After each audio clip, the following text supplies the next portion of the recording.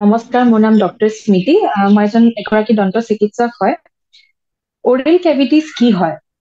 আমি সাধাৰণতে কোৱা শুনো যে দাঁতত পোকে খাইছে। সেই পোকে খোৱাটোকে যদি আমি ইংলিছত ক'ব যাওঁ তেনেহ'লে অৰেল কেভিটিছ বুলি কোৱা হয়। এতিয়া কেভিটিছ কেনেকে হয়?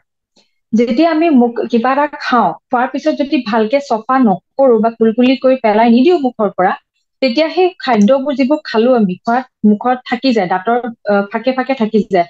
থাকি গলে আমাৰ মুখৰ ভিতৰত যিবোৰ বেক্টেৰিয়া আছে, বেক্টেৰিয়াই তাৰ ওপৰত একচন কৰিব, কৰি তাৰ পৰা এচিড ৰিলিজ কৰিব।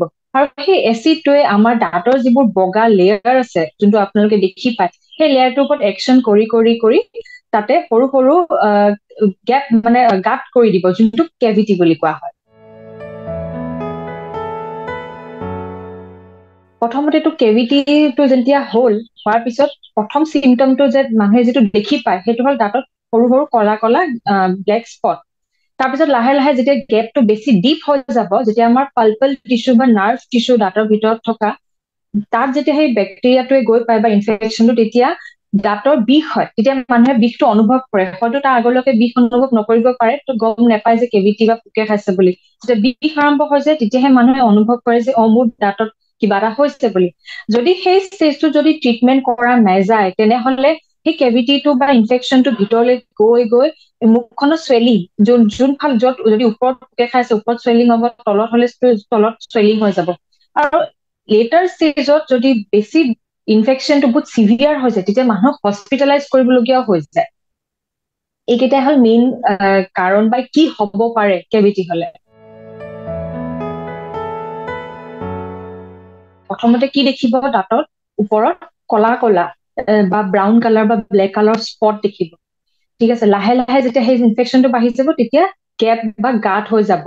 আৰু পেইন এটা হ'ল আমাৰ চবতছে বেছি জেনেৰেল চিমটম, যোনটো মানুহে গম পায় যে মোৰ পেইন হৈছে, সেইটো এটা চবতছে বেছি ইম্পৰ্টেণ্ট চিমটম হয়।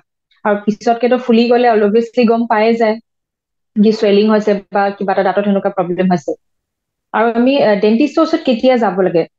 ডেন্টিষ্টৰ ওচৰত যাব লাগে যেতিয়া প্ৰথম প্ৰথম দেখিছে, প্ৰথম কলা স্পটটো দেখিছে, তেতিয়াই যাব লাগে ডেন্টিষ্টৰ ওচৰত। যদি পিছলৈকে যায় তেতিয়ালৈকে ট্ৰিটমেণ্টটো বহুত বেছি চিভিয়াৰ হৈ যাব পাৰে। হস্পিটেলাইজেশ্যন লৈকে মানে মেডিকেলত ভৰ্তি হোৱালৈকে কণ্ডিশ্যনটো আহিব পাৰে। চ' সিমান দূৰলৈকে নগলেও হয় যদি আপুনি প্ৰথমতে যদি ডেন্টিষ্টৰ ওচৰলৈকে যায়। ট্ৰিটমেণ্টটো কেভিটিত আমি যদি ট্ৰিটমেণ্টৰ কথা পাতো, প্ৰত্যেকটো ষ্টেজৰ ট্ৰিটমেণ্টটো প্ৰত্যেক বেলেগ বেলেগ হয়। যেনেকে প্ৰথমতে যদি গম পাইছে সৰু ব্লেক স্পট হৈ আছে, তেতিয়া ডক্টৰৰ ওচৰত আপুনি যদি ডেন্টিষ্টৰ ওচৰত যায়, তেতিয়া আপোনাৰ হয়তো চিম্পল কেইটা ফিল আপ কৰি দিব। যদি কেভিটি গাঁত হৈ যায়, বিষ হৈ আছে, তেনেহ'লে ডেফিনেটলি ৰুট কেনাল ট্ৰিটমেণ্ট কৰিব লাগিব। ৰুট কেনাল ট্ৰিটমেণ্ট মানে কি হয়? সাধাৰণতে অসমীয়া ভাষাত ক'ব গ'লে RCT বা নাৰ্ভৰ ট্ৰিটমেণ্ট বুলি যিটো আমি কওঁ। দাঁতৰ ভিতৰত যিটো আমাৰ পাল্পল টিস্যু আছে বা যিটো ডেড টিস্যু আছে, সেই ডেড টিস্যুটোক যিটো বিষ কৰি আছে, সেইটোক উলিয়াই তাৰ জাগাত এটা আৰ্টিফিচিয়েল, যোনটো বায়' কম্পেটিবল হয়, মানে এনেকুৱা এটা মেটেৰিয়েল ভৰাই দিব আৰ্টিফিচিয়েল, যোনটো আমাৰ বডিৰ লগত মানে তাৰ সামঞ্জস্য থাকিব, মানে বডিৰ লগত গৈ সেইটো ৰিয়েকশ্যন একো নকৰে। তাৰপিছত সেইটো ফিল আপ কৰি দিয়াৰ পিছত তাৰ ওপৰত কেপ লগাই দিয়া হয়। বা দাঁতটো যদি বহুত বেছি বেয়া হৈ যায়, তেনেহ'লে দাঁতটো হয়তো উঠাবলগীয়া হৈ যাব পাৰে। ট্ৰিটমেণ্টৰ লগতে ট্ৰিটমেণ্টটো ঠিক আছে নিজৰ জেগাত, কিন্তু আমি সদায় প্ৰিভেনশ্যনটোও ধ্যান দিব লাগে যে দাঁতটো আপোনাৰ যদি এনেকুৱা কিবা দেখি পাইছে বা সেইটো হোৱাৰ আগতে যদি ভালকে তাৰ কেয়াৰ লয়, তেনেহলে ইমান দূৰলৈকে নগলেও হয়। প্ৰিভেনশ্যনটো কথা এতিয়া আমি সৰুৰ পৰাই যেতিয়া দাঁত ওলাইছে বা দাঁত নোলোৱাৰ আগৰ পৰাই, যেতিয়া বাচ্ছা এটা জন্ম হৈছে, মাকৰ গাখীৰ খাব পাৰে, মাকৰ গাখীৰ খাব আৰম্ভ কৰিছে, যেতিয়া গাম পেজ আছে, যেতিয়া দাঁত নোলাই তাত গাম পেজ বুলি কয়, সেই গাম পেজ বোৰ থাকোতে তেতিয়াৰ পৰাই আপোনালোকে বাচ্ছাটোৰ প্ৰিভেনশ্যনৰ কথা ধ্যান দিব লাগে। সৰুতে বাচ্ছা এটা জন্ম হৈছে, মাকৰ গাখীৰ খাইছে, খোৱাৰ পিছত বহুতে কি কৰে, মাকবোৰে তেনেকে বাচ্ছাটোক ৰাতি গাখীৰ খোৱা তেনেকে থৈ দিয়ে। সেইটো আচলতে বহুত ডাঙৰ ভুল কথা। সদায় গাখীৰ খোৱাৰ পিছত, লাগে মাকৰ গাখীৰ খাইছে বা দুধদানি মানে বটলেই খাইছে, সদায় মাকে চফা আঙুলিটো বা এইটো ইণ্ডেক্স ফিংগাৰটো হয়, এই আঙুলিটো ভালকে ক্লিন কৰি লৈ কপাহী কাপোৰ বা কটন কাপোৰ এডোখৰ তিয়াই ধুনীয়াকে বাচ্ছাটোত এই যিবোৰ আলু থাকে, দাঁত য'ত আহে, সেইবোৰ গাম পেজ বুলি কয়, সেইবোৰ ধুনীয়াকে ওপৰে তলে ধুনীয়াকে আপুনি মোহাৰি দিব। যেইবাৰ গাখীৰ খাব সেইবাৰে মোহাৰি দিব। সেইটো যেতিয়া হৈ থাকিব তাত তেতিয়াৰ পৰাই যিটো ভাল বেক্টেৰিয়া বা বেয়া বেক্টেৰিয়াটো কমি যাব আৰু ভাল বেক্টেৰিয়াটো তেতিয়াৰ গ্ৰোথ হৈ যাব।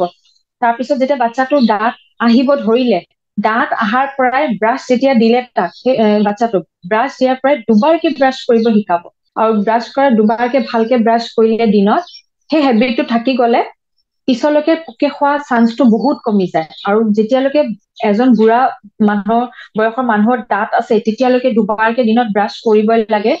ব্ৰাছ কৰাৰ 10 মিনিট বা 15 মিনিটৰ পিছত কুলকুলি কৰিব, হয়তো নিমখ পানী দিয়ে কুলকুলি কৰিব, নহলে মাউথ ৱাছ যিটো পায় বজাৰত, বিভিন্ন ধৰণৰ মাউথ ৱাছ পায়, সেনেকুৱা ধৰণৰ মাউথ ৱাছ ইউজ কৰিব। আৰু মাউথ ৱাছতো এটা বহুত এটা ইম্পৰ্টেণ্ট কথা হ'ল যে এলকহল ফ্ৰী মাউথ ৱাছ ব্যৱহাৰ কৰিব, কাৰণ এলকহলটোৱে বেছিকে ইউজ কৰি থাকিলে মুখত আমাৰ আলচাৰ কৰি দিব পাৰে। আৰু ব্ৰাছ কেনেকুৱা ব্যৱহাৰ কৰিব লাগে, যোনটো চফ্ট ব্ৰিচেল হয়, চফ্ট ব্ৰিচেল হলে যিবোৰ আমাৰ দাঁতৰ চাইডত আলু আছে আলুবোৰত জোৰ নিদিয়ে, আলুবোৰক ডেমেজ নকৰে। সেই সেনেকুৱা এই কেইটামান আপুনি প্ৰিভেন্টিভ টিপছ আপোনালোকে নিশ্চয় মনত ৰাখিব।